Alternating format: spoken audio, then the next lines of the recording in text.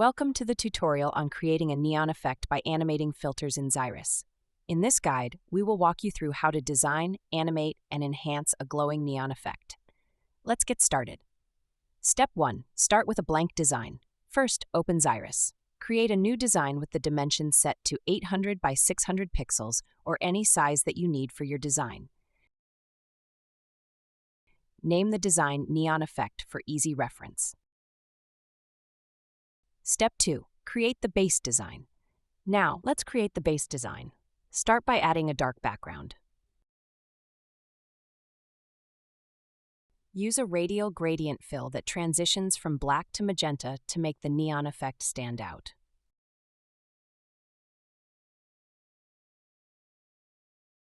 Next, add text or a shape. Go to the drawing toolbar on the right side of the screen and choose text or a shape, like a rectangle, circle, or custom path. For this tutorial, we'll use the text neon. Set the font size to 200 and choose white as the fill color. Now select your font family. I downloaded the Tilt Neon font from Google Fonts, and now I'm going to upload it using the Font Upload tool in the top toolbar.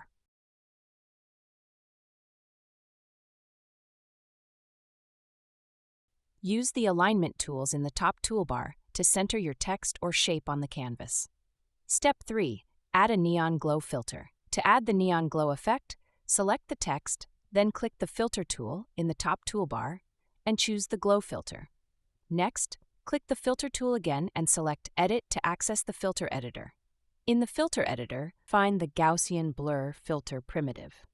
Set the standard deviation to 30/30 to enhance the blur effect. Inside the filter editor, you can also add new primitives, delete existing ones, and connect them together to create more complex filters. However, for simplicity, we won't go into these advanced techniques in this tutorial. If the blur effect is cut off, manually increase the filter region to include the extended blur area. This adjustment may be necessary for performance optimization, since SVG filters are applied at runtime, not pre-rendered. To increase the intensity of the glow, you can add more filter primitives to the glow filter. However, the simpler method is to duplicate the shape and place it over the original.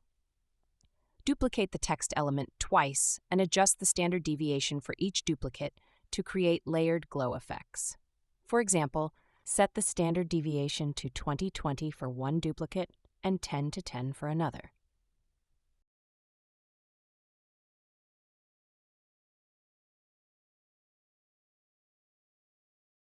Now you should see the neon effect looking great in a static design.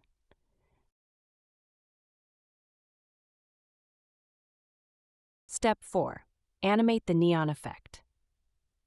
Let's move on to animating the effect. First, make sure the timeline is visible. In the top left of the timeline pane, select Main Sequence and click View All to view all objects in the design. To animate the flood color, locate the flood filter primitive of the glow filter in the Resources group. Add keyframes to animate the flood color from cyan to magenta and back to cyan.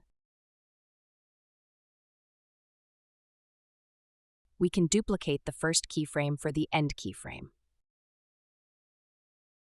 Next, drag the playhead to quickly preview the result. Now let's animate the Gaussian blur.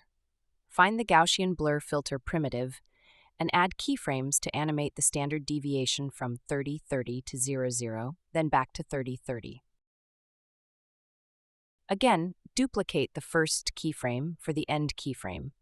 Ensure the animation duration for the flood color is twice as long as the Gaussian blur's duration to achieve synchronized effects.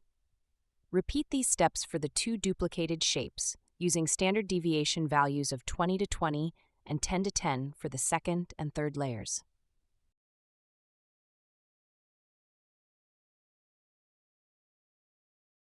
Finally, set the repeat option for all animations to indefinite for a continuous loop. Step 5. Preview and export. Click the play button in the timeline to preview your glowing neon effect.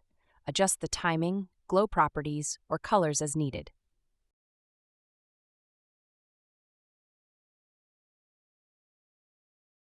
When you're satisfied, use the export options in the top toolbar to export your design. You can export the final animation as an animated SVG or a video format, perfect for embedding into websites, apps, or other content. Enjoy your neon masterpiece. Congratulations, you've successfully created a glowing neon effect with animated filters in Xyris. Experiment with different colors, shapes, and durations to create captivating designs for logos, banners, or visual effects. If you have any questions or need help exploring other filter effects, feel free to reach out.